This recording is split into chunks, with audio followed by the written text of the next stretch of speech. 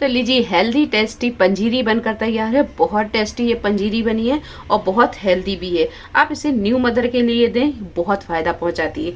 अगर आप प्रेग्नेंट हैं तो इसे खाने से पहले आप डॉक्टर की सलाह ले लें, क्योंकि प्रेग्नेंट लेडी को ये पंजीरी जो है वो नहीं दी जाती है।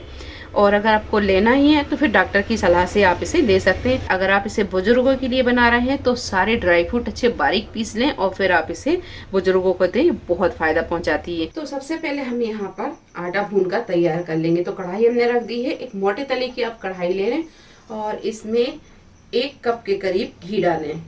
तो यहाँ पर हम ये 1 कप के करीब घी डाल रहे हैं और ये 2.5 कप के करीब लेंगे हम गेहूं का आटा। गैस को यहाँ पर हम मीडियम पर रखेंगे और इसे लगातार चलाते हुए अच्छे से भून लेंगे।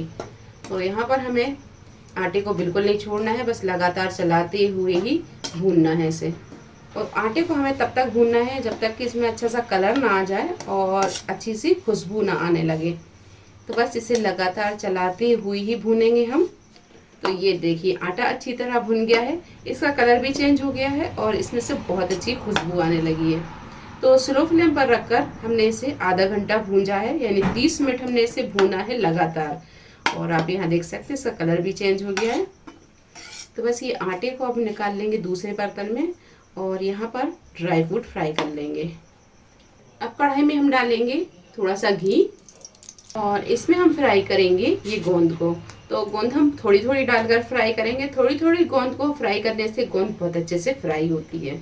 तो बस घी जब अच्छे से गर्म हो जाए तो इसमें हम थोड़ी थोड़ी गोंद डालेंगे और इसे अच्छे से फ्राई कर लेंगे। तो बस जब गोंद अच्छे से फ्राई हो जाए तब इसे हम निकाल लेंगे और बची हुई गोंद को भी इसी तरह फ्राई कर लेंगे।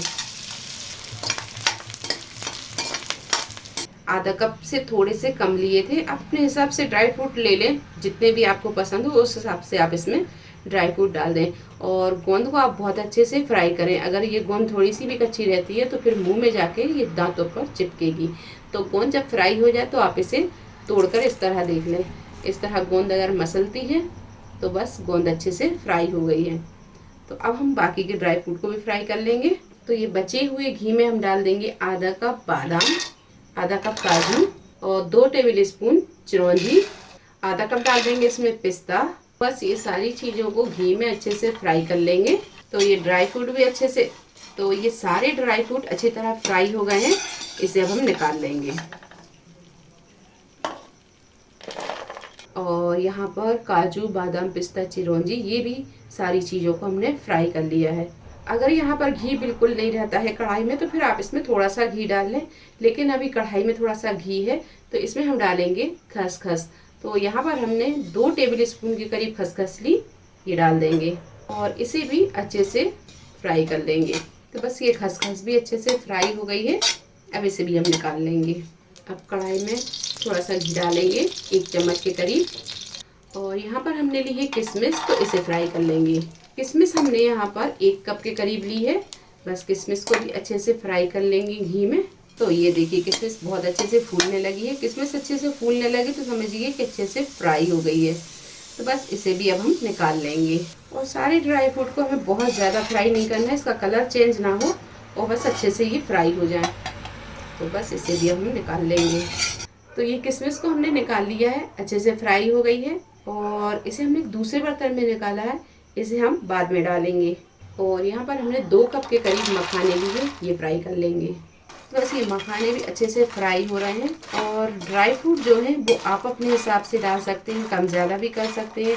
और जो ड्राई फ्रूट आपको ज़्यादा पसंद है वो आप इसमें ज़्यादा भी डाल सकते हैं। बस मखाने भी अच्छे से फ्राई हो गए हैं, अब इसे भी हम निकाल लेंगे। तो ये मखानों को भी इसी थाली में हम निकाल लेंगे। अब इसी कढ़ाई में ये नारियल को भी फ्राई कर लेंगे। तो बस इसी कढ़ाई में ये नारियल को भी रोस्ट कर लेंगे। तो यहाँ पर हमने 1 कप के करीब ये नारियल लिया है। तो ये देखिए नारियल भी अच्छी तरह भुन गया है, अब इसे भी हम निकाल लेंगे। तो इसी ड्राई फ्रूट में ये नारियल को भी डाल देंगे।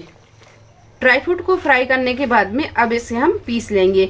तो इसे हम एक जार में डालेंगे और इसे दरदरा पीस लेंगे, बहुत बारीक नहीं पीसेंगे। तो बस ये ड्राई फ्रूट को थोड़ा थोड़ा डालेंगे जार में और इसे पीस लेंगे, दरदरा पीसेंगे इसे हम। और अब इसे अब हम डालेंगे ये भुने हुए आटे में।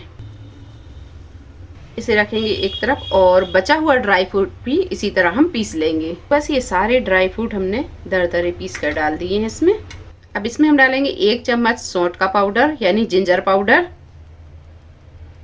और 1 टीस्पून इलायची पाउडर और 1 कप के करीब डालेंगे हम इसमें बूरा।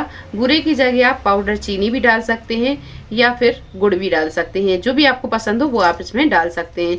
अगर आप इसमें चीनी डाल रहे हैं तो चीनी को भी आप पीस कर उसका पाउडर बना कर डालें और बस ये सारी चीज़ों को बहुत अच्छे से मिक्स कर लेंगे। अब यहाँ पर आप इसे हाथ से ही अच्छे से मिक्स कर लें।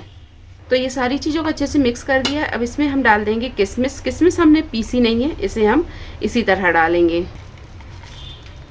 और बस इसे भी हाथ से ही अच्छे से मिक्स कर लेंगे।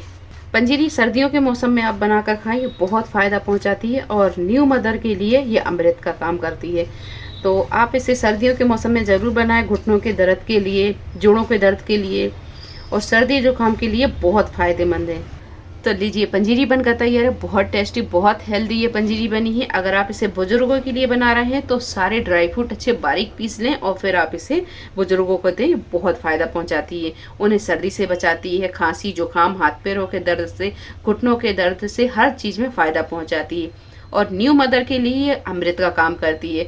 अगर आप प्रेग्नेंट हैं तो आप इसे लेने से पहले डॉक्टर की सलाह ले लें। तो रेसिपी आपको कैसी लगी ज़रूर बताएं। रेसिपी पसंद आई हो लाइक करें, शेयर करें, चैनल को सब्सक्राइब करें। तो मिलते एक नई रेसिपी के साथ, तब तक आप अपना ख्याल रखें। अल्लाह हाफिज़।